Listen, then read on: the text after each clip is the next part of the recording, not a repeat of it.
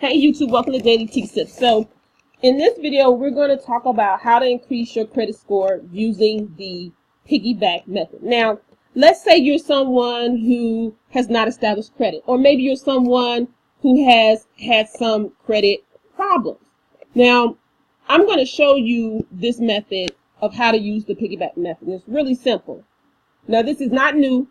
People just either don't know how to do it or they just refuse to ask, and there's a reason for that too. So here's how it works.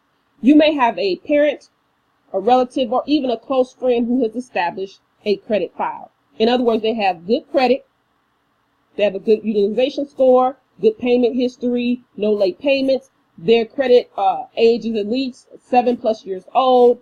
They have a good balance of credit, meaning they have installment loans, revolving lines of credit like credit cards, and then they have some open credit like utility bills, etc. Also, they have very few inquiries. Now, what they would do is add you to Piggyback one of their credit cards as an authorized user. Now, what that does is it adds their good payment history or their good credit profile to your profile. Okay, now adding you as an authorized user does not mean that they are obligated to give you access to their credit card. That's not what that means. It's actually the opposite. They're simply allowing you to utilize their good credit by adding you as an authorized user so you can build up your credit score. Now, here's one of the reasons why I think people don't use this.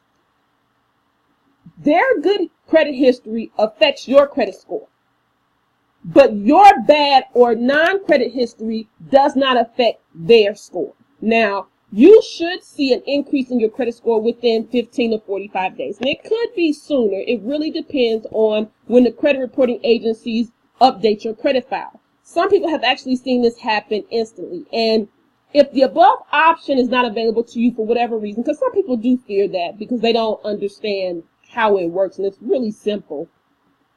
You can also get what is called a secure credit card. A lot of credit card companies, some of the big ones too, now even offer secure credit cards.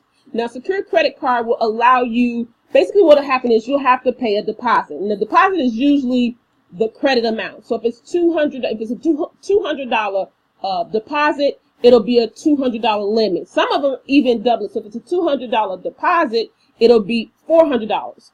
Okay, so it'll be the $200 deposit plus they'll give you an additional $200 or $400. It really depends on the credit card company. Now, once you have established a successful payment method or payment profile, or you've made your payments on time, the deposit will actually be returned to you, and now you will officially have an unsecured credit card. Now, what I'll do is I'll list a few options for unsecured credit cards below. Now, in video 3, I'm going to show you how to file a dispute with the credit reporting agencies. You will be surprised at what you can get removed from your credit file. And here's the thing, knowledge is power. So guys, I will see you all in the next video. Don't forget, make sure you if you're following the video series, I hope that you've gone ahead and put in a request for your credit report, and you've highlighted those things that need to be removed. We're going to be doing that in video 3. See you in the next video.